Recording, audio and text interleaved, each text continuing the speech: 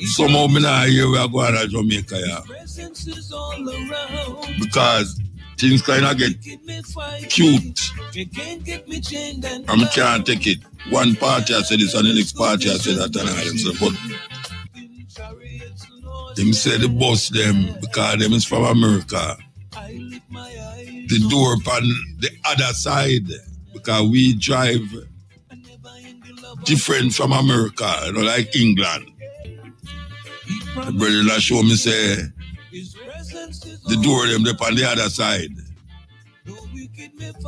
So if them bring the bus them, the youth them walk up on the bus, rectified still, you know, but enough money for do it, enough money for change over and put over this over and all them something there. Some here say the other party a ball out. As usual, because them only think them do a ball out. Them not tell you where them are going to do. If them win the election, them just a ball out against things, and this is what I think them with them ball out against.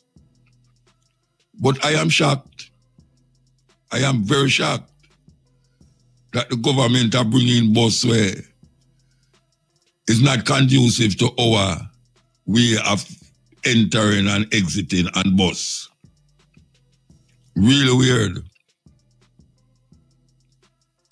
So, I'm going to tell you how much it will cost them to do it. Because I hear the king of Portland a ball out say, Jamaicans are going to pay, the youth are going to pay $100 for the bus and all them really. But a next caller call me and show me say, Muta, you're going to pay the $100 from the main, because the road, the place where the people them live, hardly have no road, you know. But the taxman them go up on them road there, like all my road, you know. My road not conducive to driving, you know. I pay gravel and hole and all them something up on my road. And a whole heap of the people who go to school have to walk, come down the road, to go up on the bus, or them have a taxi come for them up the road. So the reality it is not that them going to pay $100 to go up on the bus, but them have to pay the taxi man to carry them go to the bus. What a judgment. What a judgment, just that. And the king of Portland now tell you these things, you know. No, the king of Portland now tell you that. He must tell you where the bus are going to charge $100 upon the bus. When the bus them now come up here, so. When I say yes or no, I mean like all which part of me live here. I pay gravel and dirt and big hole in the road. When rain come, it come like my house surrounded by a river. It's a serious thing. So them are going to retrofit the bus them to suit the Jamaican road. But them never include that when them that tell you about how much this a cost and how much that a cost. These politicians, man, me I tell you, them always come up with something to make you get vexed. Conducive to love and understanding. Especially now in Jamaica. When you find 250 guns in your, what them call it, container them, are coming to Jamaica. Something deeper than where them a tell we, I go on. Something deeper. A couple years ago, when we were on highway, the Minister of National Security, he used to say, him intelligence show him say, at least 200 guns coming on the island every month. And that are 5 years, more than 5 years before COVID, him said that. And we keep repeating it. So if female intelligence, it should say 200 guns every month. At 12 months, make a year, 5 till that 60 months, that you multiply 60 by 200. Where all them guns there? And then now come put 250 guns more upon it. Who is planning what in Jamaica? There's nowhere. All them guns, they can't come in Jamaica and somebody now plan something. How am I going to get you that them gun there? Who am I this person gun them too? And who know about these guns? Them say gun killing gone down, but gun killing not gone down because the police them a take over from them, the gangster them and shoot, the gangster them and shoot whosoever them want to shoot. And at the same amount, them a kill. Who is doing these things to make you put, where them a put over here? Plastic? The gun them still there, you know. You know, hear nobody a kill, nobody shoot. Well, shooting still a go on, but not like first time, but no to the gun them, you know. The gun them no sure we see, you know. The one them who have the gun them still have the gun them, and more gun a come on top of the gun them. Where them gun they there, who are bringing the gun them, oh we not hear no, one I get old, for all them whole gun where them a find a airport and whole gun them a thing them a find gun in, you know. Them a hush, like, we prefer here so them catch the gun them than a kill people. Me prefer that. Me prefer them find the gun them than kill people. We see all of the things them where we hear say illegal. Wholly pie not get solved. The man when name the one was the headmaster at JC, his name is Reed. We don't hear nothing more about him again. No, we don't hear nothing more about him again. Him sit down in yard have fun. Like a house arrest thing where all them friends them come and drink liquor every day. Yes. You know, hear nothing more about that. The maritime money. Want to them all them big scandal there. A scandal, and peer scandal, and another scandal. Want to Mr. Bolt money. Want to Mr. Bolt money. And when I just say Mr. Bolt, but Mr. Bolt are the one who look like it affects Jamaican people more than everything else. All the youth don't get back your money, or I get some of it, I don't know. All things just a go on and a go on, so without solving, or not solve. All I hear now say, the government have give almost hundreds of keys to hundreds of houses. And even though you don't say, you say nothing now go on, enough. No, everybody are dangerous to the rest. I hear the Prime Minister of the radio and say, no, all people are talking about nothing now go on. Well, you know, if them not see when you are telling them, they're going to say nothing now go on still. You see them put up some little matches box house and give the people, man. Every time you give somebody a key, he have to take picture. Proof, take picture. Thousands of pictures he must have now. Whether he might put pit somewhere, water somewhere, give people key to somewhere, and the people them feel glad. Good. Because when you don't know better, you just don't know better, you know. You know, see, if you live in a squalor, and a man bring a less squalor house come give you, you just say, boy, I'm give thanks, and say, I'm not live in a squalor again. Just so it go. Politician, seriously carry the people them have care. We'll take a break and come forward. Break. ABC Electrical Sales. Everybody hear about we go on this, so. You think them don't know? The big boy, them know what happen. So how them know say 2 man at the plane? And get for reports say 2 man at the plane. The plane there, who have the plane now? Who have the plane now? What I'm saying, the whole heap of cocaine with them finding at what them call it now? The big truck will carry money. Mobile, them find the truck long a mobile. And hold on upon the driver. Oh, when I hear about that, what happened to that?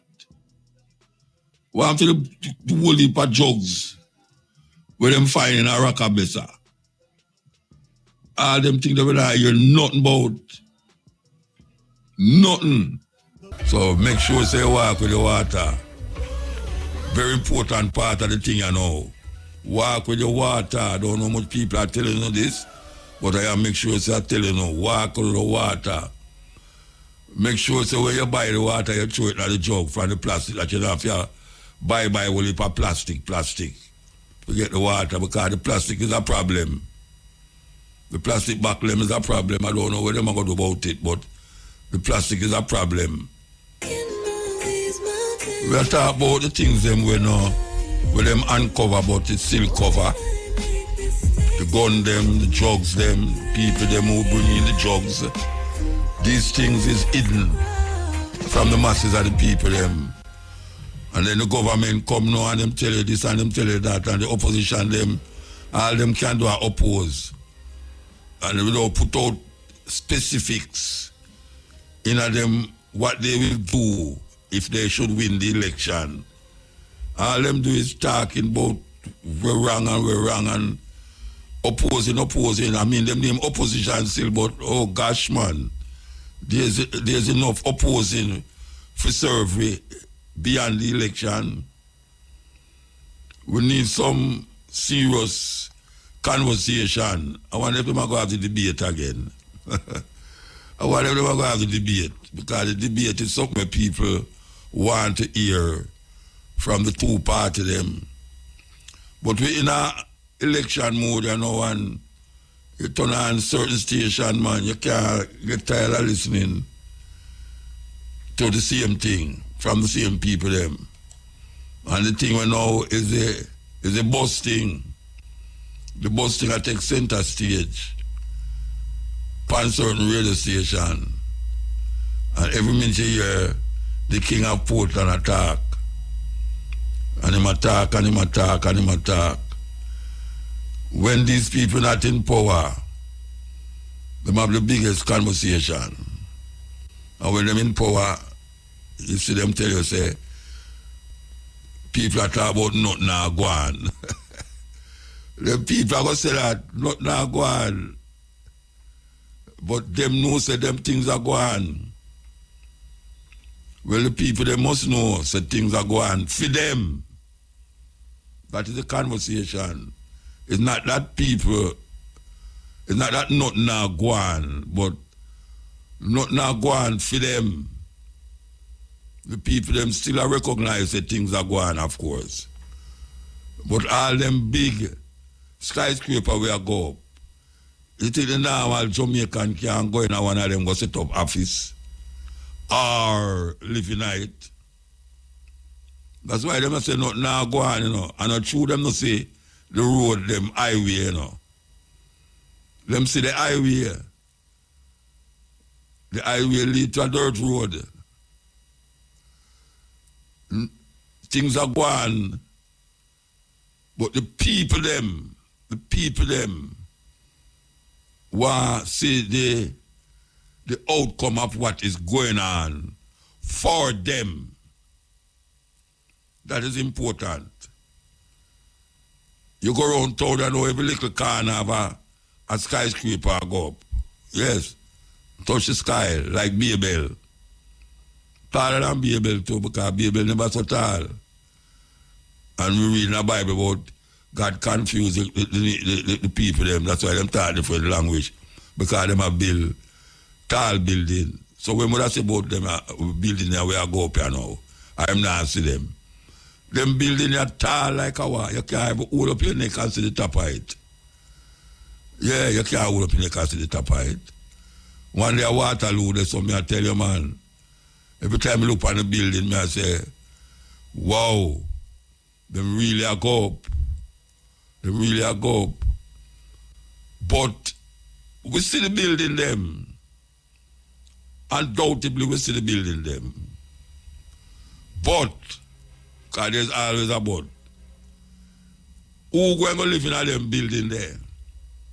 Is it the normal person? Is it the people them who, when election come, them go get coaster bus and them go get taxi and jump in it with all sort of thing and get little chicken back and little this and that or whatsoever them get, a boom or a energizer or whatsoever, these people who jump on the side of the bus and full up the bus with the old piece of cloth, them have a hole through the window. And them not now go on, them say something not go on, but it not go on for them. And when the election done, it's still not go on for them. So when the people them say nothing now go on, the Prime Minister have to know what they mean when them say nothing now go on. You think people are idiot? People say enough things are going on. Enough things. Electricity, JPS, no a problem with the government and all them really. Like say that enough of them things. Alright, sir. JPS are government things, you know, but they are going like enough of them things, you know. For them things, and they say they are going to switch this and switch that. People still are string up light. Them say certain things, road a patch up. But the road with them depend not now patch. That's why them say not now go on. You think you can't go tell a little man up near the bush them say enough things are going on, you know. Look how watch it, look how the road looks smooth now. Enough things are going on, you know. The road, the water all right. Every Monday, I don't know water. From me live up here, every Monday, I don't know water. Why is it that the water have to go on every Monday? When you come in Sunday night, Monday morning, no water till Tuesday. What is causing that? And when I say from me live up here, I talk about years. What is causing you to not have water every Monday in our area? And that we are talking about when you say the people them say nothing now go on. Because me live in our area for almost 2 decades now. And from me live up here, every Monday the water no come back. The water no come back until Tuesday. Then nothing now go on. Nothing now go on, Master. Because that's not supposed to happen. In a so-called modern times, according to them, Jamaica is a modern place and no one. We are in a certain Caribbean island and this a firm say we is number one in this and this a thing say with GDP is that and all that something there. But nothing not going on. You could have talked a little more, say the people them say nothing not go on and something not go on. Something not go on in your eye. Because you have bank accounts and small amounts and big amount and all of your friends them around you can change them car every month, 2 months or whatsoever. And them are open this up building and them are buy land, yeah, so buy land, so the people that have the money for buy no land. That's why them say nothing now go on. What is the mantra? Your mantra is that people are saying that nothing now go on. And me I say to the people, me I say to you, that when me look on the people them, nothing now go on. The people them will pack up arena for listen to no I tell lie again. Them people there, when them take them bus and go home back, are the same situation them go in after September. Same situation. So when you hear them say nothing now go on, don't take it like say, who I say that? Like, yeah, one boy on the radio named Muta, you know, every time come on the radio, I talk about nothing now go on. You think people are idiot? No, people are no idiot.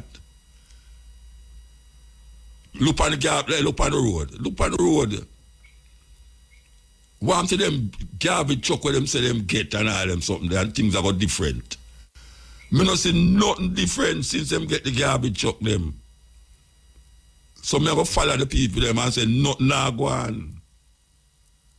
Me follow them and I say nothing now go on. Because with all the argument, but just like how the brother talk now, the king of Portland. The king of Portland talk about how when the bus them come, this and that, and you go have You can track which part your child there, and you go and track which part that there. And some whole heap of talking, them attack. And the people them feel good now, say, yes, at least me know my people, they know if I'm not there on the bus or not. At least $100, wow. Yeah, man, we can't give them more money for lunch and all them something there. More money for lunch. When you go buy the lunch to rotted. Where you go buy for your lunch? Where you go buy for your lunch? That's why them say nothing now go on. And that if you look on the same people, them we are jumping at coaster bus and carry go listen to and talk and a cuss one another. And one of them Lego bad word on stage. If an artist did do that, him get charged $2,000. If me accidentally flip my mouth and say one of them word there, hear them write the radio station and attack this and attack that. Nothing not going on. We're going to take a break there with you. So 2 weeks ago, them have a film festival down a Black River. And we take part tonight. Now, we are drive come up from the festival to go back at the hotel. Because the lady who put you up say, she did have a hotel book, but she don't want to go at the hotel there because too much people there, so them are going to make nice. So she put you in a one way more conducive to our kind of mindset. So she put you in a hotel. So we are drive go up at the hotel now. We see the road black. When we look, it's a session. I keep near the hotel. It's a politician session. I keep him know who and them know who keep the session down there. Brethren and sistren, I kid you not. You see, when we're going at the hotel, we see the tourists them sit down outside after 2 o'clock we reach up there in the night. When me hear the me can't see why people at all them want to say turn off, you know, because distortion and no music, you know. The man them who play, not only that them play the music distorted, but the man on the mic and make more noise than the music we play. Me the man play a foreign tune, you know. And I couldn't believe it's the same tune when I play all the while. Pure distortion I come out of the box, you know. And the people them sit down outside, so we go join them now, them and say, boy, if them didn't know, so I guess them did not stay. Them would have find another way. And guess what? Most of them just come in off a plane early on in the day and want to rest. And them a show we say, me ask them, so to call the police. Them said, are useless to call the police because the police now come. A long time them did it. And me I tell you, say, I'm sorry for the people them, but I'm sorry for myself too. Because I couldn't sleep neither. I couldn't sleep neither. The man them play some distortion. I'm saying distortion, you know. Some humming or something.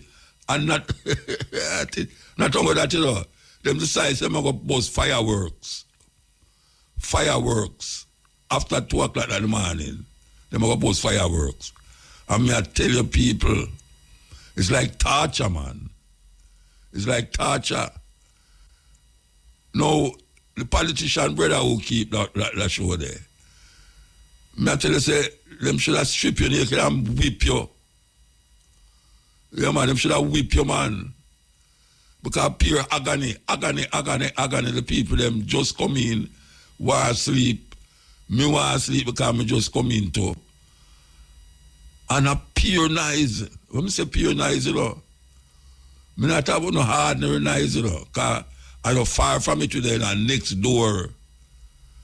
And the more the music they started, and the more the people, the DJ hype up the people them, and the more noise I make us, you know.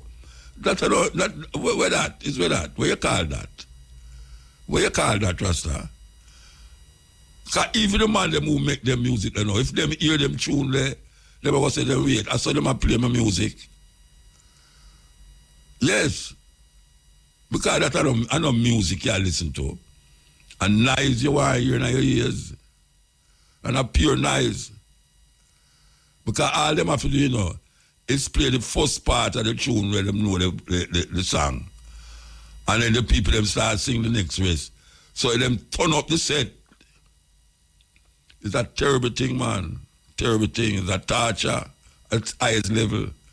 And the thing is that I see 2 police cars come in front of me, and I say, whatever must go around them because the road kind of narrow because traffic there on the 2 sides of the road. The policeman stop and I buy, what they call it, the jump on them, jerk. I buy jerk. I don't know if I poke or jerk, what's him I buy. And him block up the road more than anything else. No, that's not Jamaica. It's not a real place. Jamaica is not a real place. There's nowhere in the world that could have happened in our next country. Nowhere. I mean, I talk about the festival with Black Up Road, I talk about the sound where come from the venue. That is what I talk about. Where them claims say music. That is not music.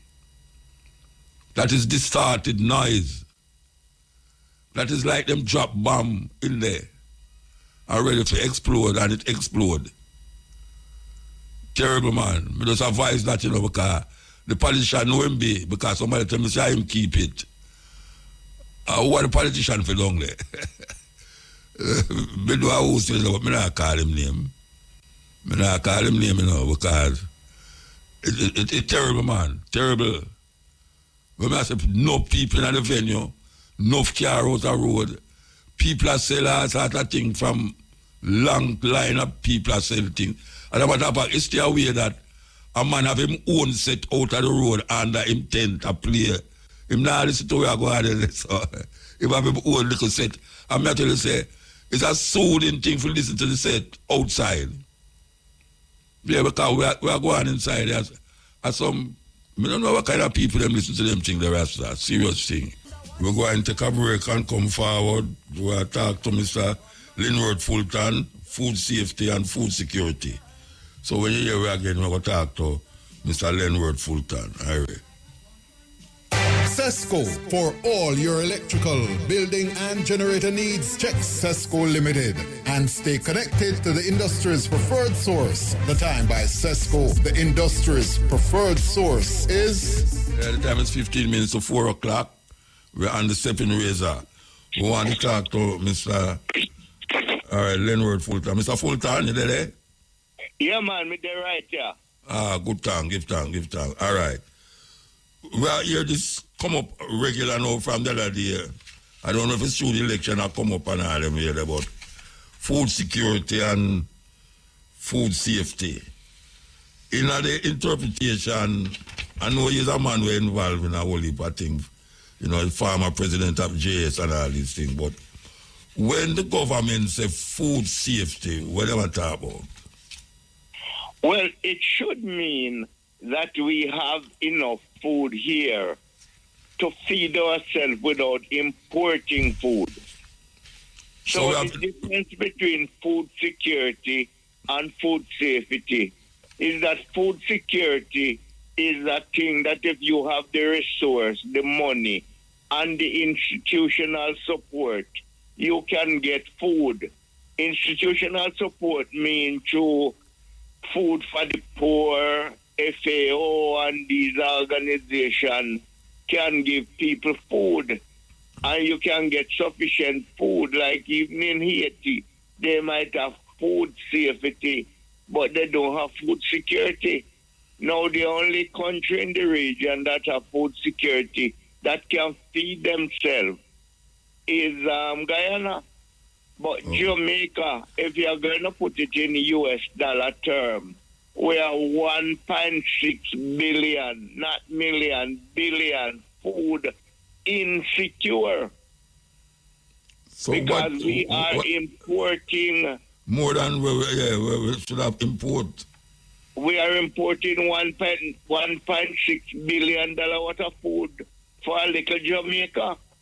All right, so what is it that the government is doing to alleviate that whole heap of importation of food? What them doing?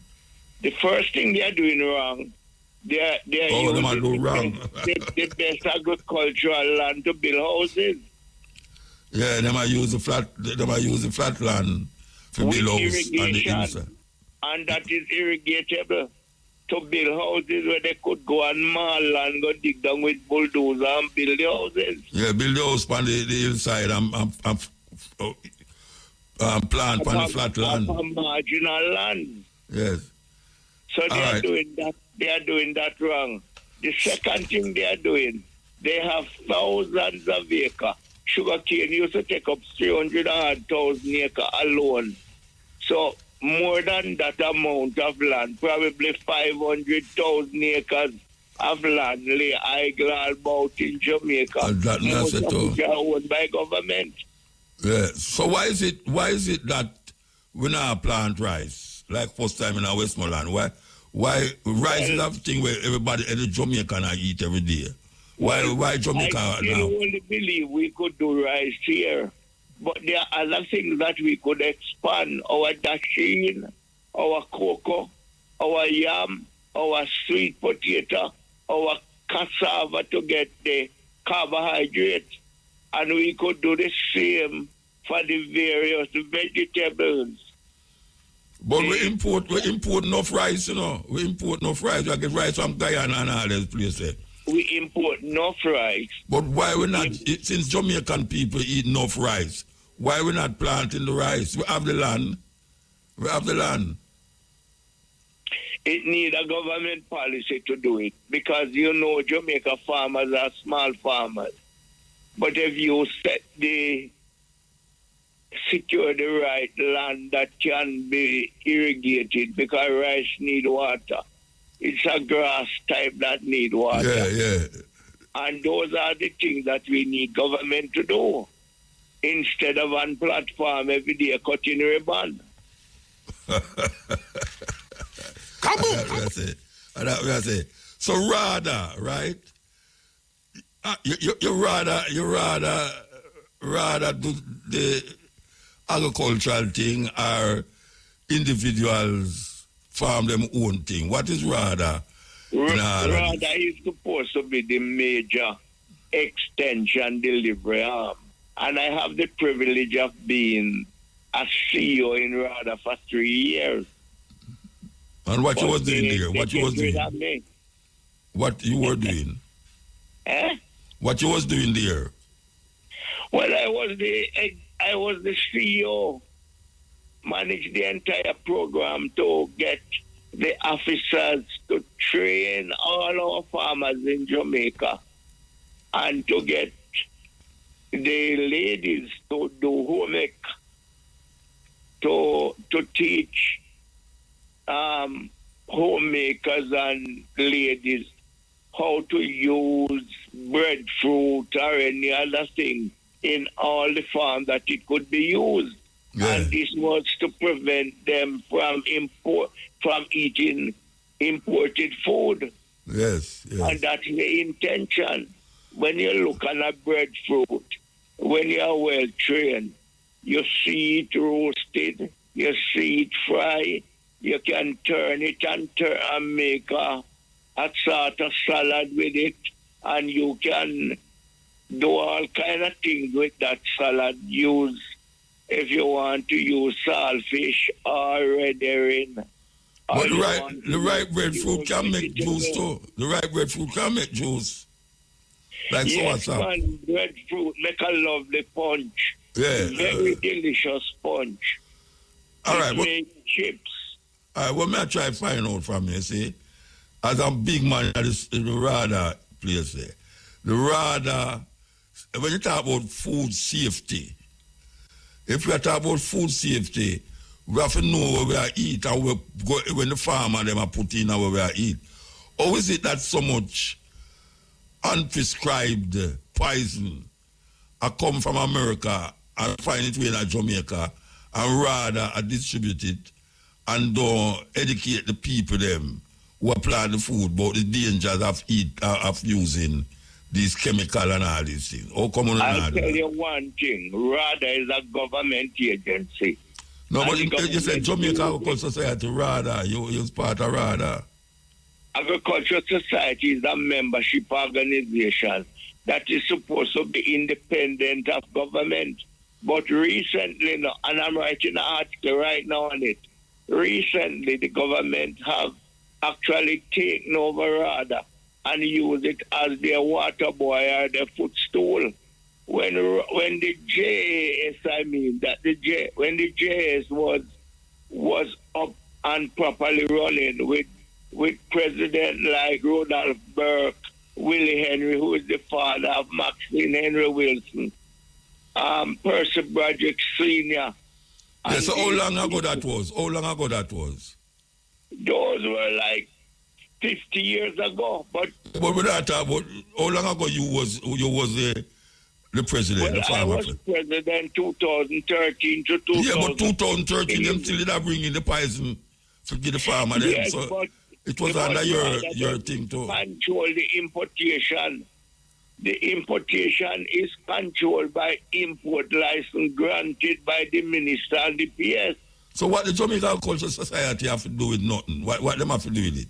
Them just Well, say the Jamaica Agricultural Society is a membership organization to lobby for the welfare of farmers in the same way Jamaica Teachers Association. Yeah, the welfare we are talking about, Mr. B. We are talking about the welfare, and if you is the president of that welfare, and the people them who are planting food don't have a clue about these pies who are coming out of Jamaica. You don't think that the Jamaica Agricultural Society should have a program where help them and show them how to use it or don't use it at all, because some of them is illegal. Some of them think they want to put on the food illegal in another country. It is, but they can hardly do better because pests will eat on their crop. And to do the organic farming for food safety, it's a very expensive venture too. So it's not safety then, it should be called food safety then. Because if you say if it's too expensive to do it, that means that the food not safe. Well, there's a lot of food we eat which should be tested for residual effect, because when you are importing the food, they test it abroad. If it has in any chemical which is poisonous, then they dump that. But that should be done for everything which goes into our market here. No, Mr. B, I wish I live, brethren. The roundup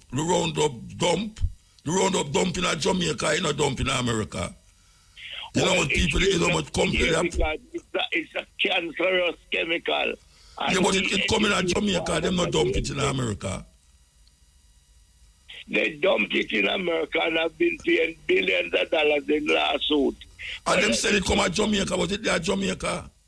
Yes, but those chemicals, you have to get a license from the Pesticide Authority, which is a part of the Ministry of Health. And from what I know, they have banned that chemical. So maybe it's coming here through the back door. But the Roundup is one thing. The thing which is in there is a chemical called glyphosate, which is in many other weed killers, but they have brand names that you know. Different brand, yeah, but you are say if them start to go organic, it are too expensive, so you just go and poison the people them. No, well, no, not really. What I'm saying, not really. Roundup is banned. I don't think Roundup is here now. And what I am saying, we need a system for all the food that are going to our parochial market to be tested randomly for residual effect. And anything you find with residual effect, you ban it and you warn that farmer that and train him to that he will stop the practice. But that me I say, but you say you can't do that. Know, you know. You only know the farmer when you get his food. Mr. B, I talk to you the Jamaica, the farmer, president of the Jamaica Agricultural Society, you know. And I say, during your tenure as president, when me talk about now, did exist when you did there. So when you are telling me now, say, them don't test it in America and all them places already. Them things don't hold no water, you know. Because all them are tested in America, them won't give American it. Because them have strict measures to decide we're going at the food or we're not going at the food. But that's why American meat can't go a certain country, you know. Australia, them places, them not allow American meat. But American meat will reach at Jamaica. And if the thing the talk about will reach at Jamaica, and it's still reaching to Jamaica.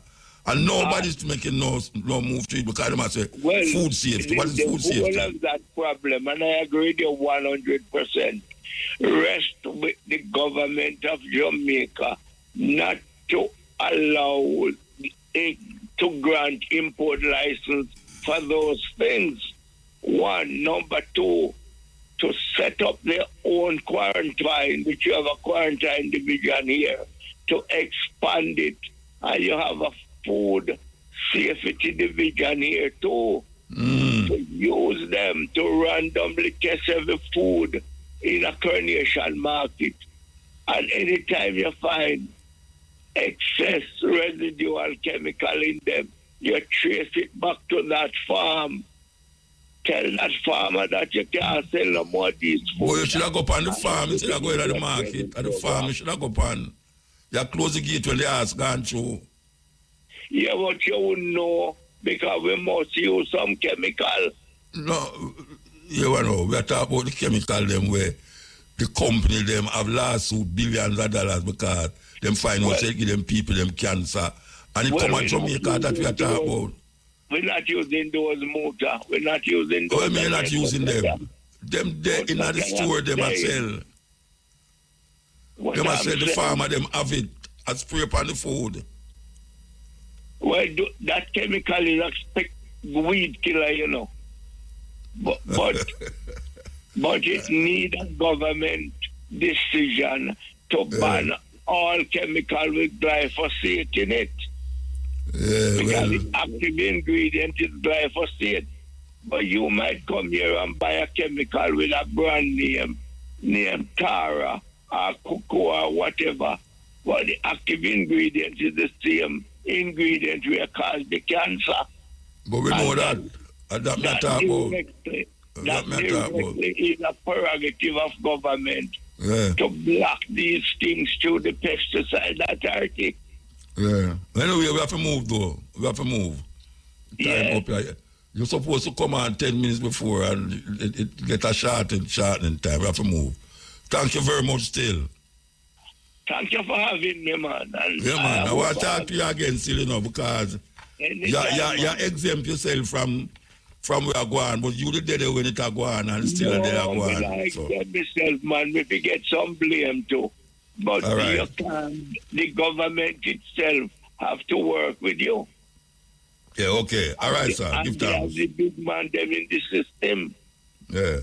Okay. Mr. Lenward Fulton, him same as the past, what them call it, former president of Jamaica Cultural Society. Give thanks. Give thanks. Yes, man. All right.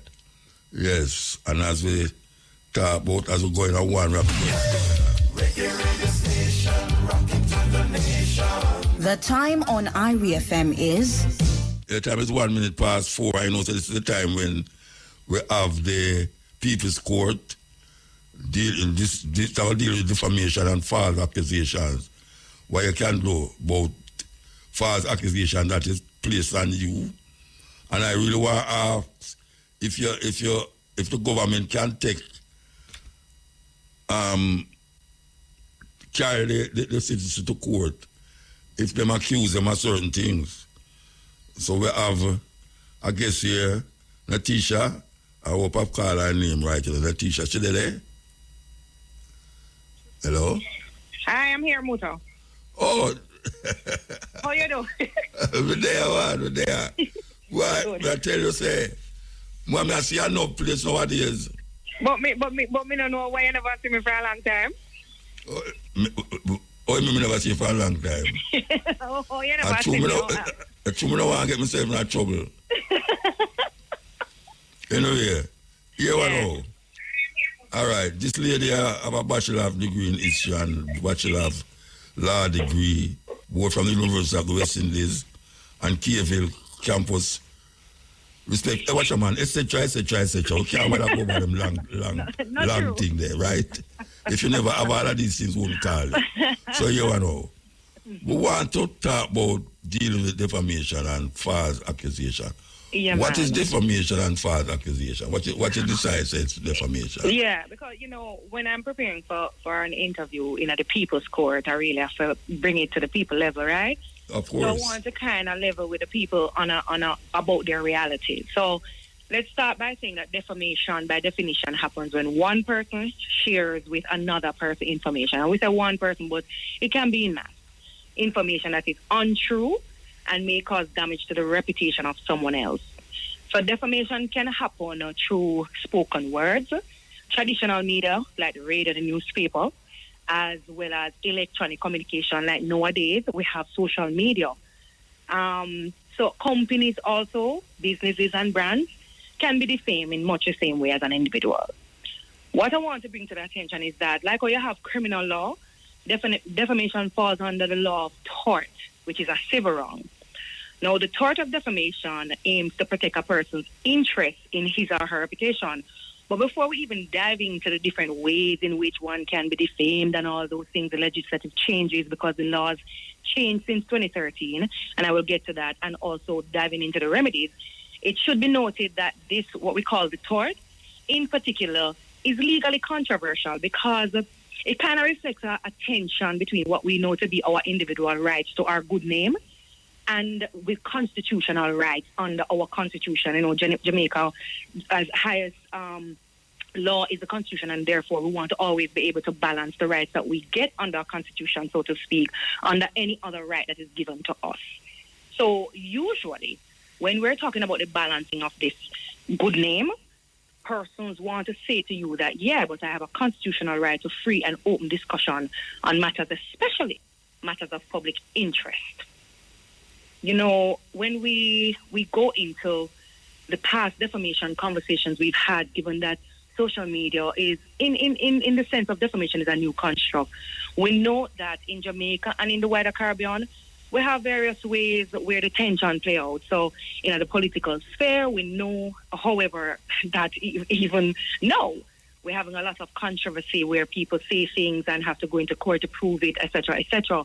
But the media houses, traditionally newspapers settings, were the main targets given the branches of defamation. How they subdivided defamation under libel and slander was what would have caused, for example, a major thing like a libelous charge versus a libelous claim against you versus a slander claim.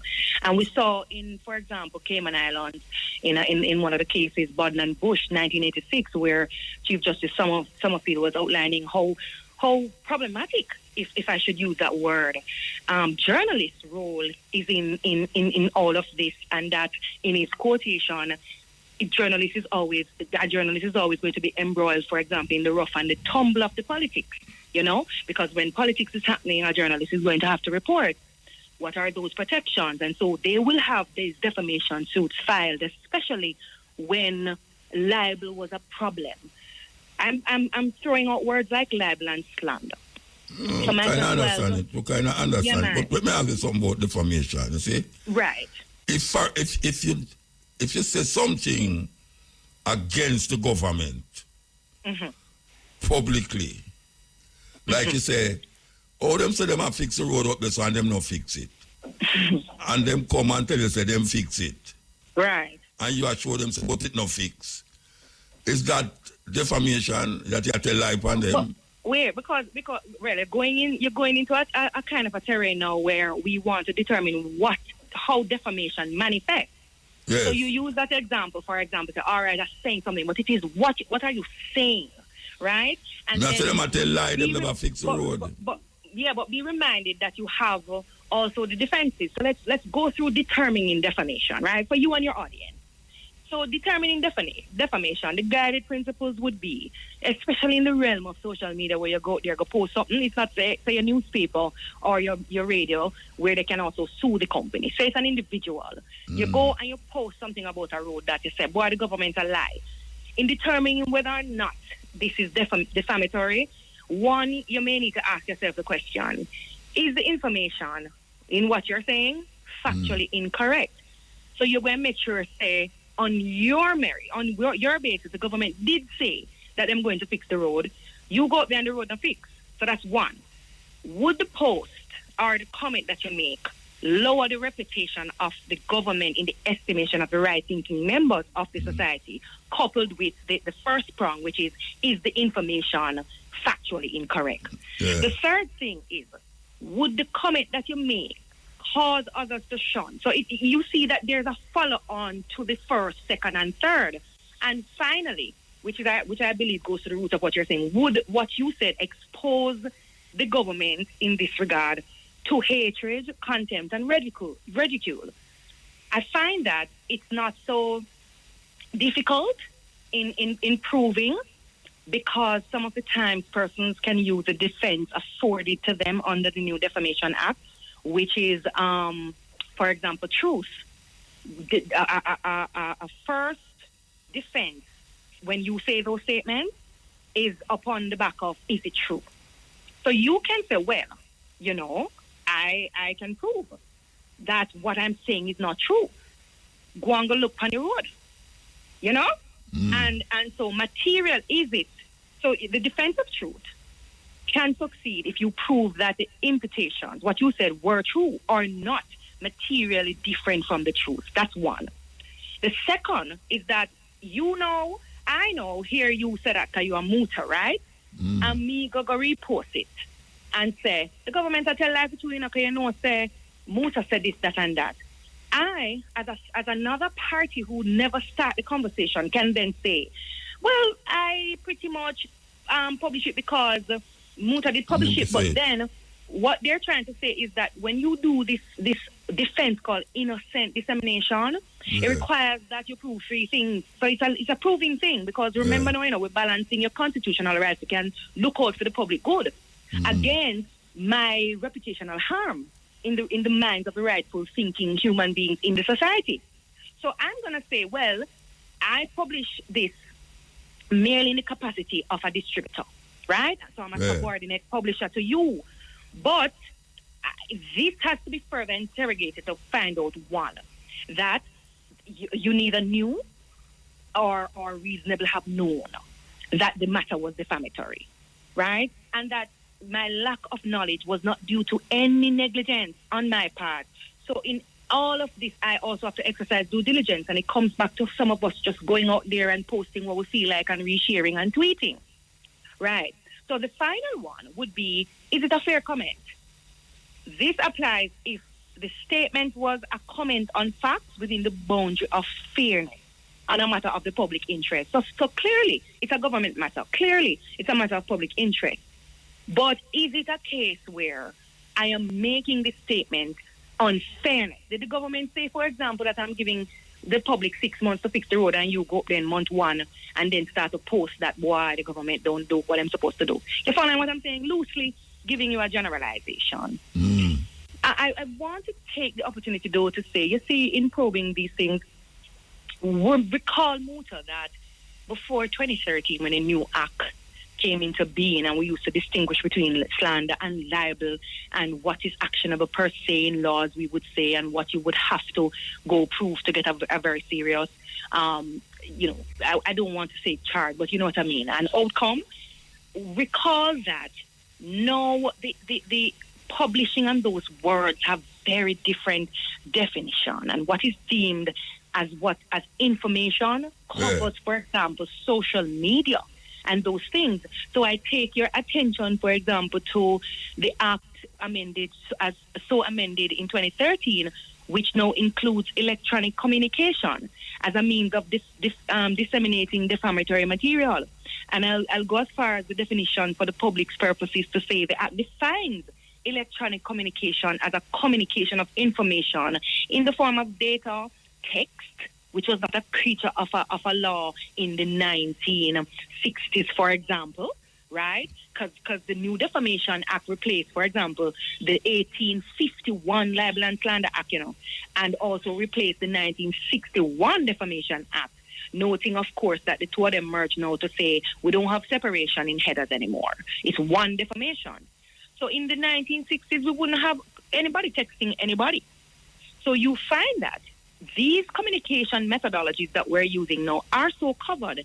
And it means that by means of the guided or the unguided electronic energy or both, so the act goes into all of that to include the internet as a form of electronic communication. So it covers all of these things that we may post, text, tweet, or whatever the things we do on the internet. And so persons have to kind of be minded that although we have these defenses, so to speak, and I must add that the defenses are not limited to the defenses I just outlined. It's not about just fair comment and truth and stuff. The court allows for any other thing that you can prove as to why you need to be exempted from the tort of defamation. All right, let me ask you this now. Mm-hmm. If a person come and say, why the government really slack and lackadaisical, you know? Mm-hmm.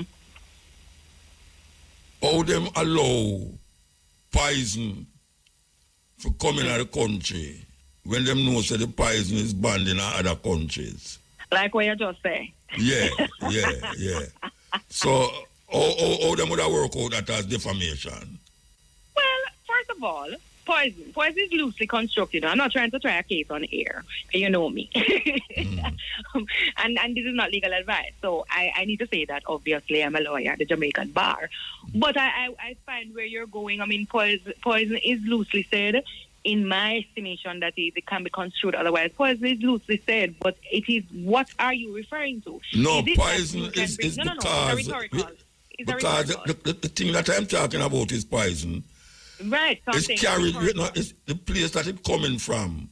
A lot of people sue the company them for that poison and win the case. Precisely where I was going. So that's why I was doing the rhetorical to say, what are you classifying as poison? Because one, if it is that you're saying they bring in poison and then this is something that has already been tested, trusted, proven, and also have been interpreted in other jurisdictions and here, and there are precedents available, then it's not a loose construct anymore.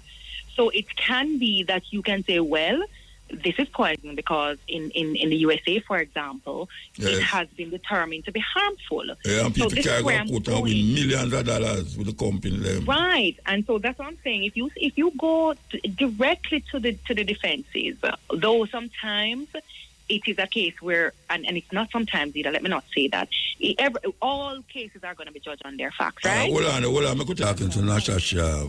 She's a liar, very... up there liar, you know. Natasha, let me ask you something. Yes, Muta. All right, when you watch TV, when CNN, NBC, I think, some of the journalists them come on and say, the president is an idiot. That come under what, freedom of speech? Or what is that? Can you say that in Jamaica? There's an interrogation there that I like because, again, you're going to have to check their they have amendments. The First Amendment, the defendant rights. We have also our Constitution, and I did say that in the beginning, that is a balancing of our rights. I'm thinking how to answer this because you call a politician an idiot publicly. When am I going to do about it? You know, Muta, you just always try to get me in a problem, you know. No, me about in a problem, I know you. Me no, because no, but I get where you're going, and I'm gonna use the same on a real though. I'm gonna use the same prescribed way in which I said we could deal with the prongs. It's a kind of a step by step. So you're saying you're an idiot, but it's a politician that you're gonna say is an idiot. You have to look also. Let me tell you. So let's start with what is a tort, right? Because remember, defamation is a tort, and I can only reason on a legal basis for now. Remember, defamation is a tort, and we learn in law school that when there's a breach, when there's any civil breach, like a tort, you want to claim for the damages that you receive to put you back in a position you would have been in had the tort not been committed. So when me call you an idiot, no, what is the damage that you're going to claim for, and then what position you want to be restored in? I think I'm saying we have to deal with these matters as the law prescribed them to be.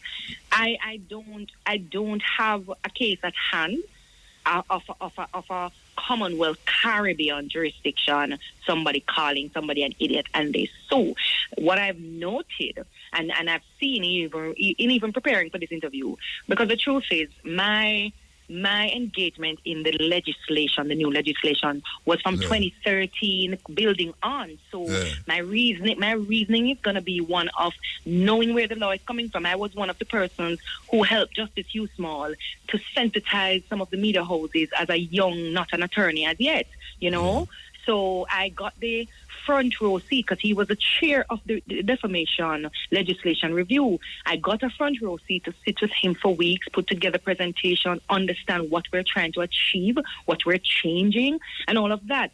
So if we, to come back to what you're trying to say, remember how defamation impacted journalists, and what are some of the things that journalists were not allowed to say, and how far the law is coming from. And you would understand why I'm having such a challenge in dealing with just a plain comment, and it's not plain from your end, but follow what I'm saying, about just being an idiot. Because you've had cases over the years that you've had very serious allegations about either politicians who steal money, that can really, when you look at it, send that person to prison.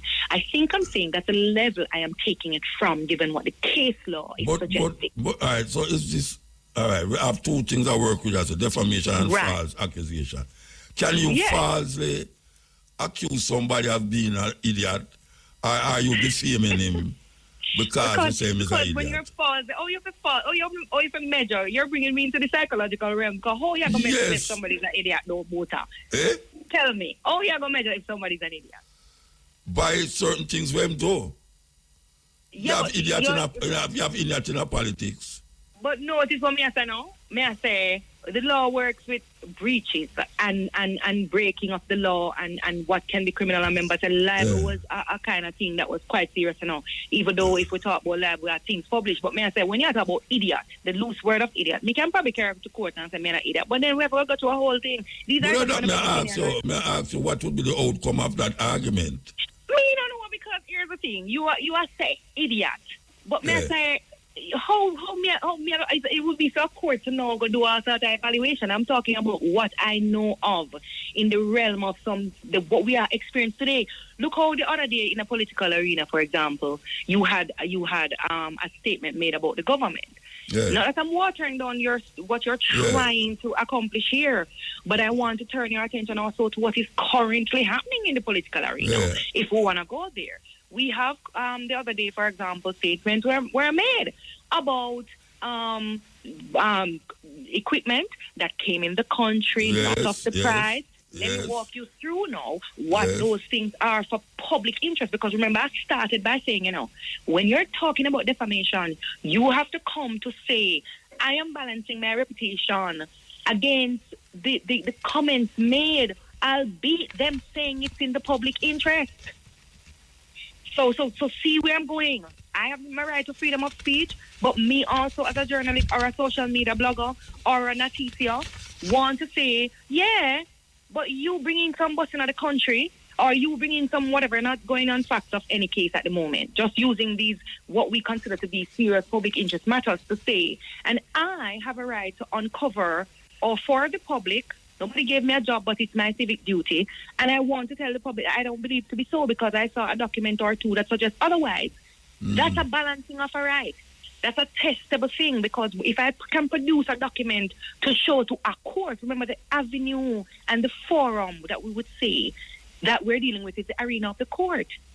That's where so for instance, if the king of Portland bring in some bus, and then some technocrats them say, look at the door up on the wrong side, you have to put it over the other side, and you now say, what kind of idiot thing that? Them people are idiot.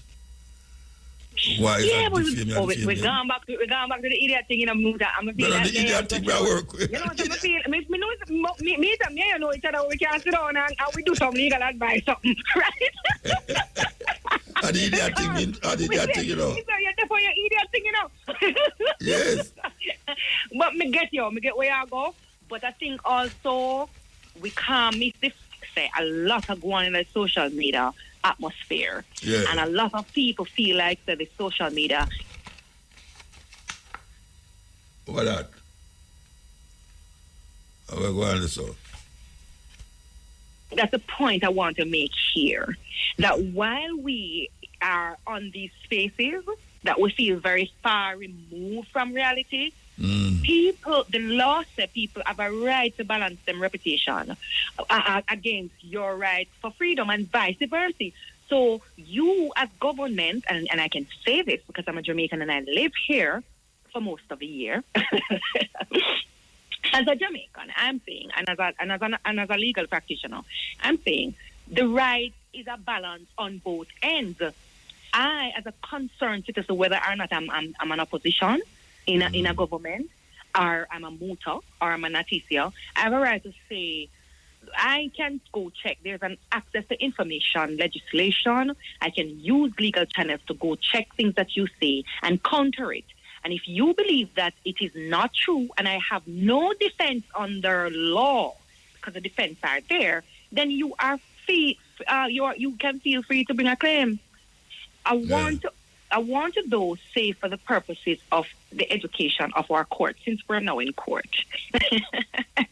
that, you know, when people ask about, for example, damages and those things, and we can get into that because I think that part is important.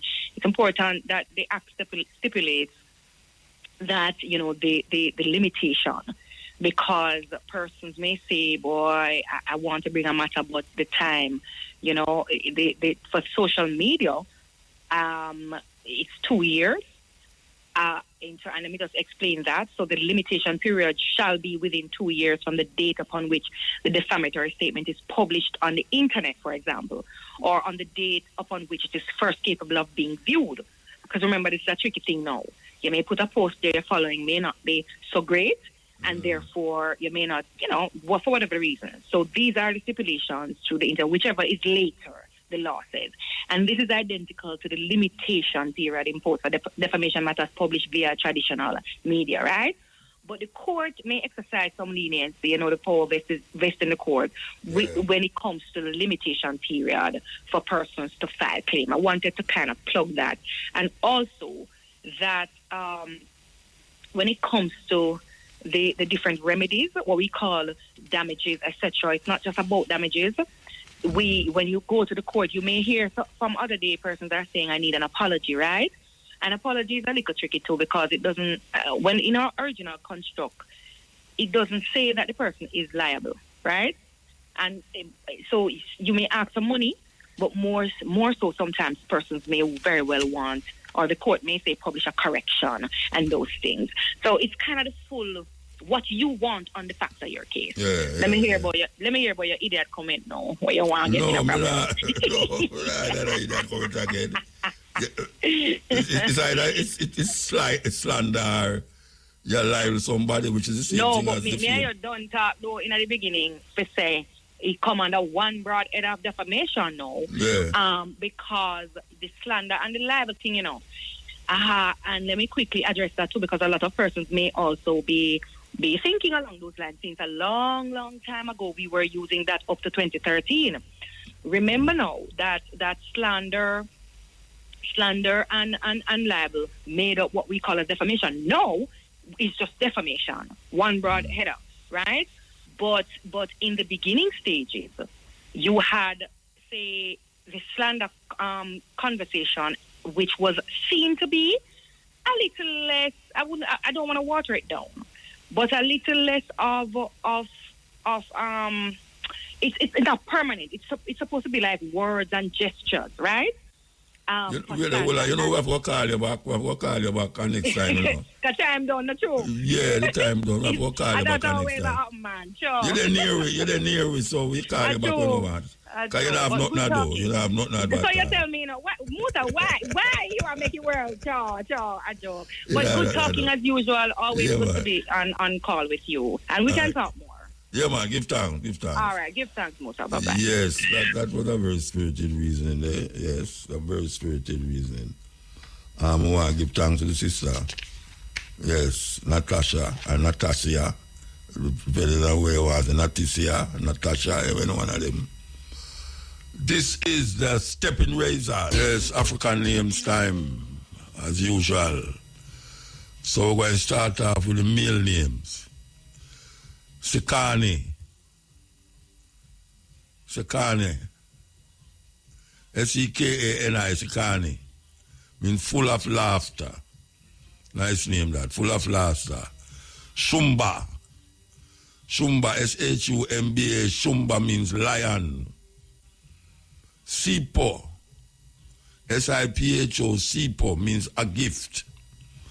And Sudi, or Sudai, S-U-D-I, Sudai, means good luck. So that's Sekani, S-E-K-A-N-I, means full of laughter. Shumba, S-H-U-M-B-A, Shumba means lion. Sipo, S-I-P-H-O, Sipo means a gift. And Sudai, S-U-D-I, means good luck. Female names, Zawadi, Z-A-W-A-D-I, Zawadi, means a gift has come. A gift has come. Zera, Z-E-R-A, Zera, means beauty becomes dawn. Sorry, beauty blooms dawn. Sorry. That's Zera. All right, I'm going to start over. Zera, Z-E-R-A, Zera means beauty becomes dawn. Zina, Z-I-N-A, Zina means beauty. Zina means beauty. Zaina, Z-A-I-N-A, Zaina means beautiful. Beautiful. So that's Zawadi, Z-A-W-A-D-I means a gift has come. Zera, Z-E-R-A means beauty blooms dawn. Zina, Z-I-N-A means beauty. And Zaina means beautiful. African names for you. I'm going to buy one of the jokes that I talk about. Buy one and full it of water and walk with it. If you have a school bag, put it in your school bag. If you have a bag, ladies always have them bag, put one in there. And always have water in there. Because this dehydration thing is not a joke. You know, much people get licked down in Europe. How much people get licked down in Europe because of dehydration and the place hot. Don't take it lightly. Don't take it lightly at all. Brand new by the man called 90, the Observer. All right, so there's a tribute to Gregory Isaacs that has taken Europe by storm, and now they're bringing it to Jamaica. And I think it will be presented on some fest. Yeah, they're going to present it to some fest. So that is a feature of some fest. I don't think I hear nobody mention it still, but, you know, Gregory Isaacs will be 75 this week, yeah, if he was alive. And Gregory Isaacs is a man where go all over the place and spread the music. And him wife see it fit to really keep him music and him live out there. And as we speak about that, it's a very interesting thing where I wake up the other man and I think about it.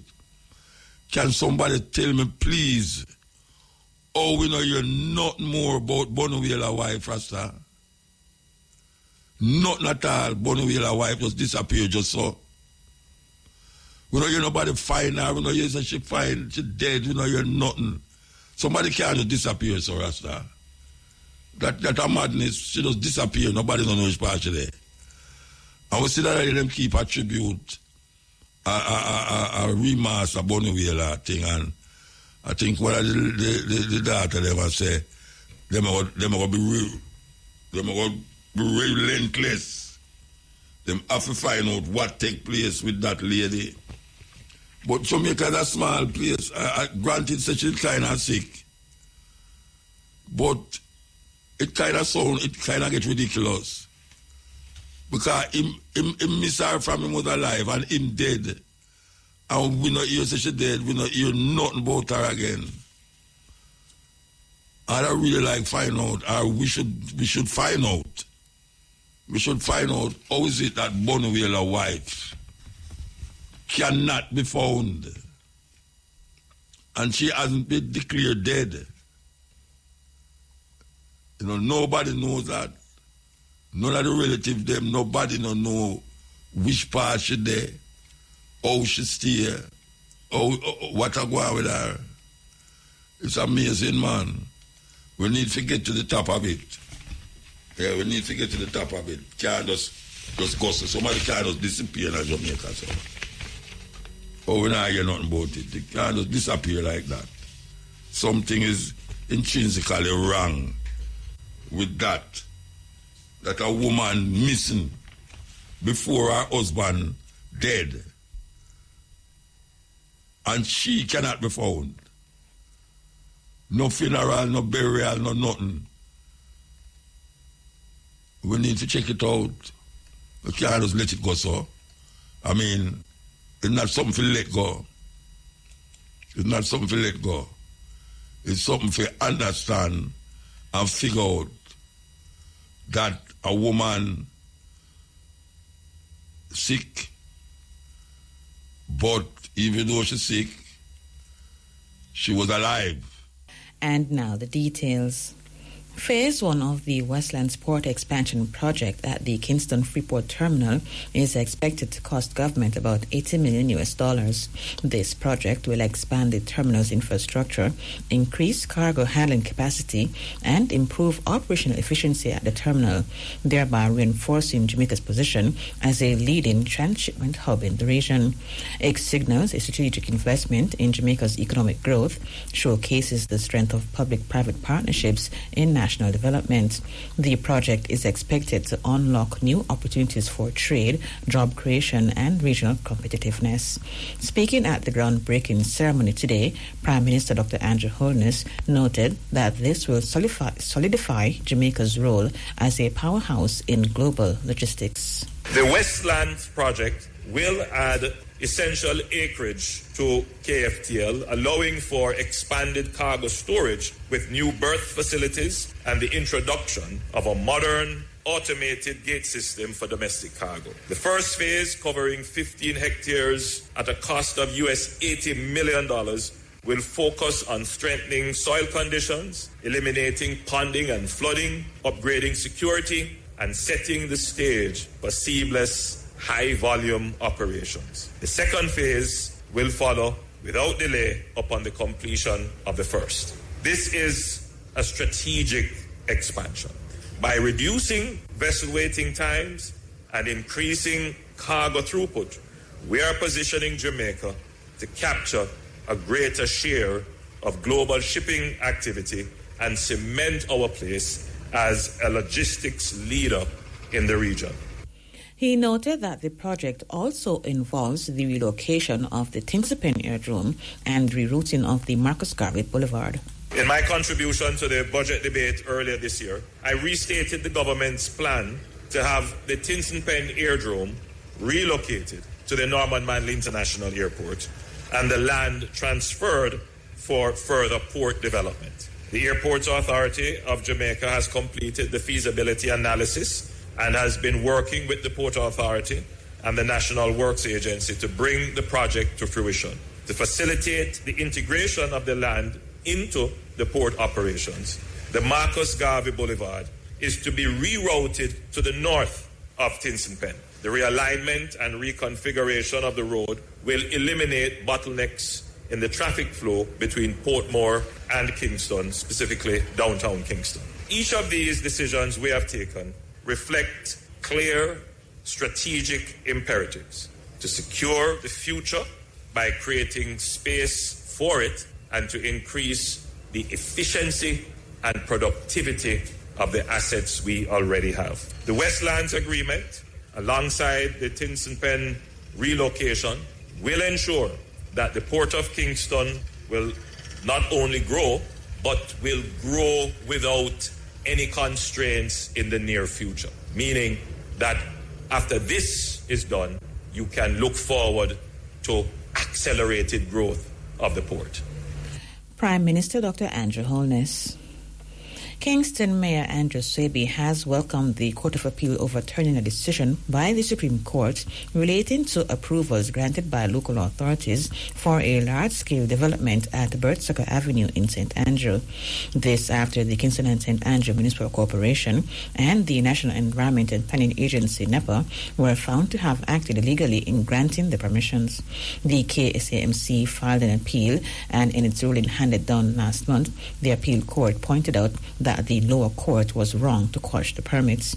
Speaking at the KSMC monthly meeting, Mayor Swaby cited the lower court's ruling that both the municipal authority and NEPA acted without proper environmental clearance. Mayor Swaby said the appeal court's ruling vindicates the actions of the KSAMC and NEPA. Recently, the decision of the Supreme Court was overruled when the KSAMC and NEPA appealed its decision. The court ruled 1. The KSAMC building and planning permits were valid. 2.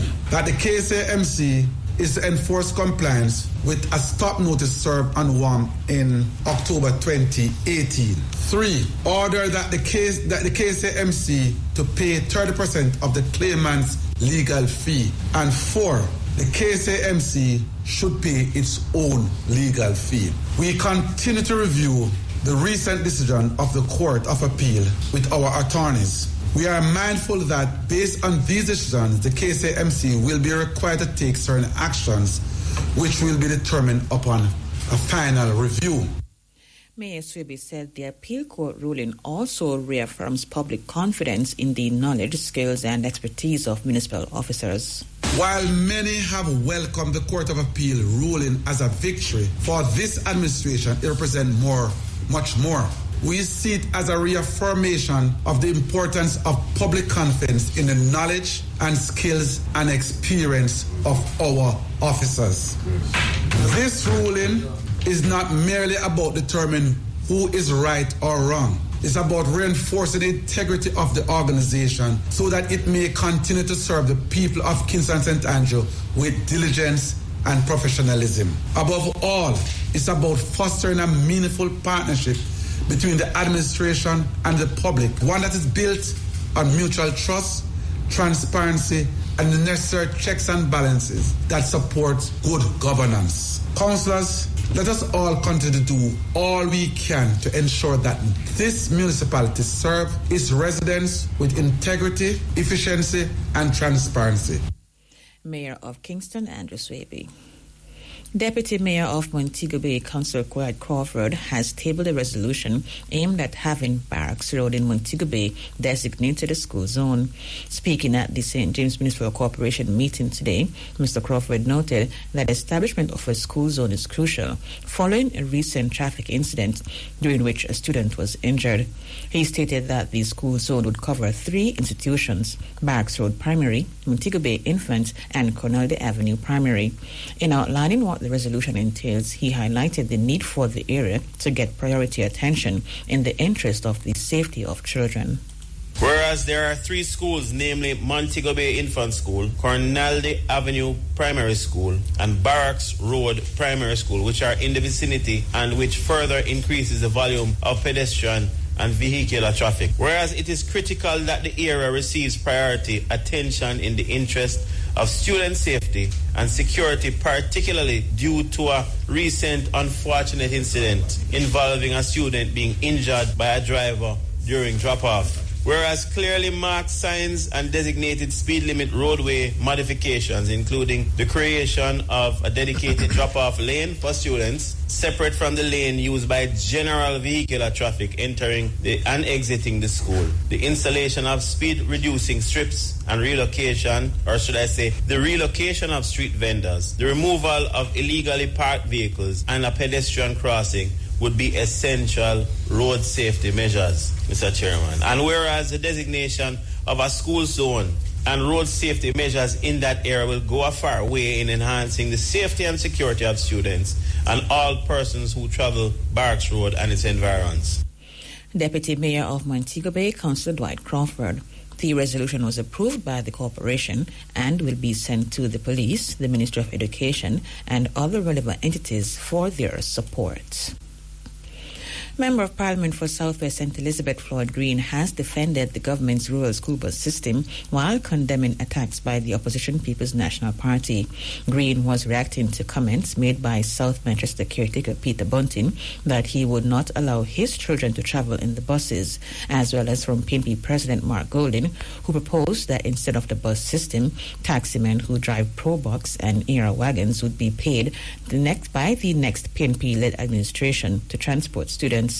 In a statement, Green described the utterances as astonishing and disappointed, adding that he is shocked by the rhetoric from the PNP.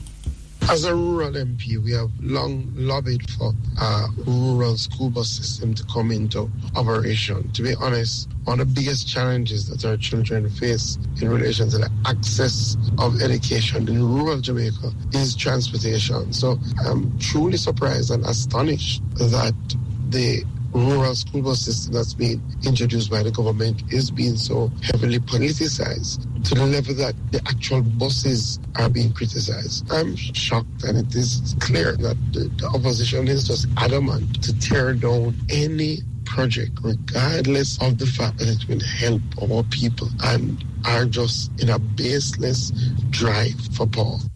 Green noted that the buses are fit for purpose, built to traverse difficult terrain. In fact, about 30 years ago, we traveled in some of those buses. Students who went to Monroe and Hampton, based on the arrangement that the school had, we traveled in those buses to get to school. And were it not for those buses and Monroe having a rural school bus system, then a lot of us who had passed to go to Monroe would have not been able to access that education, because quite frankly we would not have been able to afford the cost to go to the school were it not for those school bus systems. We saw firsthand how good the buses were. I mean, if you know the terrain to get up to Monroe and places like Chelsea Hill and Horseshoe Corner, and from Santa Cruz to Malvern, and from Kincaid to Monroe, those buses showed that they were fit for purpose and were extremely hardy machines. I mean, they took a number of hits and the students came out with no injuries. Member of Parliament for South West St. Elizabeth Floyd Green. Health Minister Dr. Christopher Tufton is urging registered nurses to specialize in fields where there is a demand. This follows criticism of the Health Ministry's recruitment of nurses from overseas to fill some posts. Dr. Tufton explained that there is demand for certain specialized nurses. Therefore, there is no guarantee as a registered nurse they will secure these jobs. He made the comment while welcoming volunteer nurses from Nigeria who will serve Jamaica for 2 years. In the market where we are, it really is an issue of where demand is, and supply of labor and specialist labor has to meet the demand requirements. Policy of government is understanding the health profile of the population, and that health profile has changed over time, with lifestyle diseases being a primary challenge and leading cause of death. And where we need this talent, trained talent, to address those concerns. In other words, there is no automatic entitlement or guarantee that if you study nursing, as a case in point, a job is always going to be there. It's a function of where the need is. That's the only logical explanation. It's a function of geographically where it is, whether it's in Trelawney, Westmoreland, or Kingston. And secondly, a function of where that need resides, whether it's an oncology nurse, a nephrology nurse, as opposed to a registered nurse that is a generalist, as valuable as they are. The health minister noted that collaboration with other countries is necessary in addressing the existing needs of the health sector. He encouraged Jamaican nurses to learn from the Nigerian nurses. We must echo that sentiment and echo it in the context of getting better understanding, one. But secondly, encouraging those of us who have an interest in this field to benefit from the educators who are here and others so that their training can be targeted to the needs that exist in the marketplace, the needs for specialist nurses. So if you're an RN, then look to see where a specialization is required and channel your efforts to get trained in that area. That's the only way you will be guaranteed to a certain extent the jobs that are required in that space. And that clarity is very important. We're doing that with the Byrwin Scholarship. We have addressed where the specialization are. So if you're an RN, then you can focus on those areas. And you may even get funding to study in those areas. And I think that's important. Health Minister Dr. Christopher Tufton. For over a year, RFM News has been probing claims by citizens that they have experienced difficulty in contacting the police via telephone. Yesterday, in part one of the special feature, Phones Copping Out, Police Stations and Dispatchers on the Scrutiny, some of those concerns were highlighted. In part two today, Shanice Gibbs shares the police's side of the story. Need is just a reply, me need is just a reply. If we can't respect the least, we're not going to go anywhere. Yeah. If we're going to build trust, we have to show respect. Because station, if we stop people, whatever we're doing, we have to have a measure of respect for our people. That's former Commissioner of the Jamaica Constabulary Force, JCF, Major General Anthony Anderson, during an interview with IRFM's Mutabaruka in 2020. And at a change of command ceremony on March 19 last year, his successor, Dr. Kevin Blake, shared a similar sentiment. Jamaica deserves a police force that is responsive, providing trusted and reliable security services. Improving interactions with the public has been a goal of the JCF to ensure cops can reliably protect and serve. But according to many taxpayers, despite some improvements, the police continue to fall short of achieving that objective. One complaint is the perceived poor response to calls made to stations and the police's emergency communication center, PECC, known to the public as 119. When it comes to phone calls, it doesn't make no sense. This is why most of the time in the garrisons, we form our own militias because we don't have adequate protection. And watch you know, if you go uptown in a certain place, just by even walking in a certain community, the police them pull up by you. Nobody ever have to call them. Well, it makes sense. You have an emergency line and you can't get nothing with it. What's the purpose? There's no purpose. They them not answer, and if them do answer, them answer late. Or them take long to come either way. So by the time them done crime done go and everything gone already, everybody get it. What else we can do? Can't do nothing else. So what is the police's defense?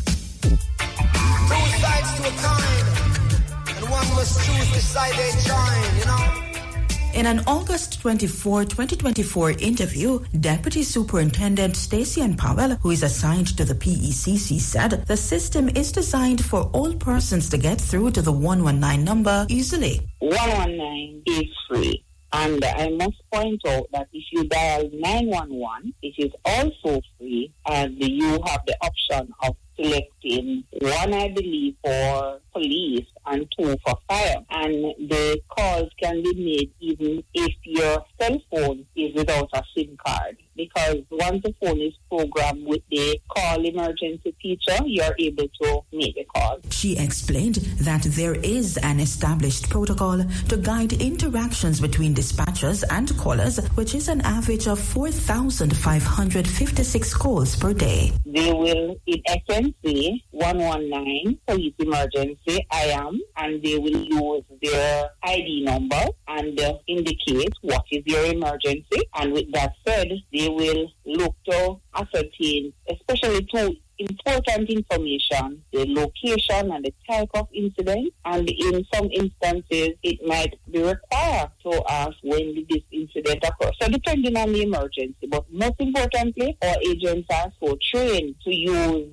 a maximum of 2 minutes to interview the caller, and having interviewed the caller to use at least 3 minutes to dispatch the appropriate response. DSP Powell stressed that all sworn and unsworn staff at the PECC undergo specialized training to help them navigate emergency calls. This training includes using emotional intelligence to pick up on hints thrown at them by callers who, for whatever reason, cannot explicitly express that they are in danger or have an emergency. Especially with the transformation that the JCF is going through, our call takers are so trained to listen to the caller, to make the necessary assessment as it relates to the call, to determine based on what is communicated or not communicated to see if it is an emergency and treat it accordingly. Now, it might be a situation where the call taker has assessed the situation and realized that there is a need for an additional support. At all the police emergency locations, there is a supervisor that is on duty who the call will be passed to if there is a need for additional support where calls like those are concerned. So with such protocols and specialized training, why are many Jamaicans complaining that their emergency calls are met with busy or no signal tones, or result in poor quality interactions with cops? DSP Powell explained that up to 1,100 calls are received on average by the PECC during a night shift, and 75% of them are prank calls and non-emergency. I am referring to calls for directory assistance, citizen inquiry. You might have mischievous children, and this increases during the holiday. Calls that also include sexual harassment, or callers to include children using expletives and insults. We also have children wanting popular fast food restaurants, calling to report a house on fire with laughter in the background, or a caller giving wrong information to the police that something is happening at a particular place when this is not so, but it is used as a means of deception, especially when our officers are in pursuit of criminals and gang members. She said these kinds of calls have a dire effect on the JCF's response. The JCF has a response standard where we have 15 minutes to respond to an emergency within town centers and 25 minutes outside of town centers. And for these 15 and 25 minutes, 5 minutes belongs to police emergency in terms of the interviewing and dispatching. Now you can understand, phone calls have far-reaching effect. They waste resources, waste precious time, and this could be used to help persons who have genuine emergency. Such calls can lead to financial costs and psychological harm, and also, in extreme cases, the loss of life due to delayed response. DSP Powell also explained that the PECC receives 119 calls through a queue system which does not have a screening capacity. We are not able to see which call is going to be a prank call, which call not to take, and which call to take. So we answer all the calls that come in by virtue of that queue system. So when a prank call is included in the mix of calls that is received, it will affect our response because the call taker will dispatch a unit to a particular emergency call that has been received. It now is not genuine, and there is a genuine call for the same unit in the same area, and this delays our response.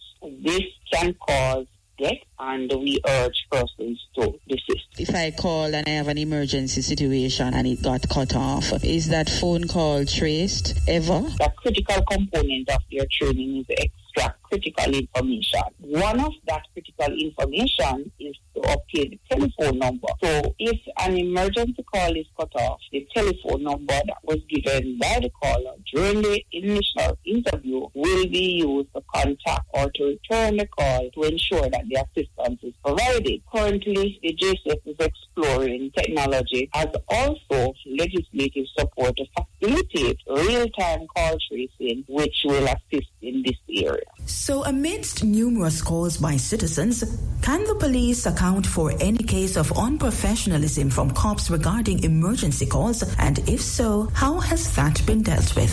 In a later interview, DSP Powell responded. I can confirm that a very small portion of the staff has been cited for breach of discipline, and those have been actioned according to the regulations within the organization. So we have a quality assurance unit at Police Emergency that monitors the call. Live monitoring where calls are listened into. Where there is instance of a breach, we have several protocols that are enacted, and once they constitute a breach of the standard operating procedure, then our disciplinary procedure will take place.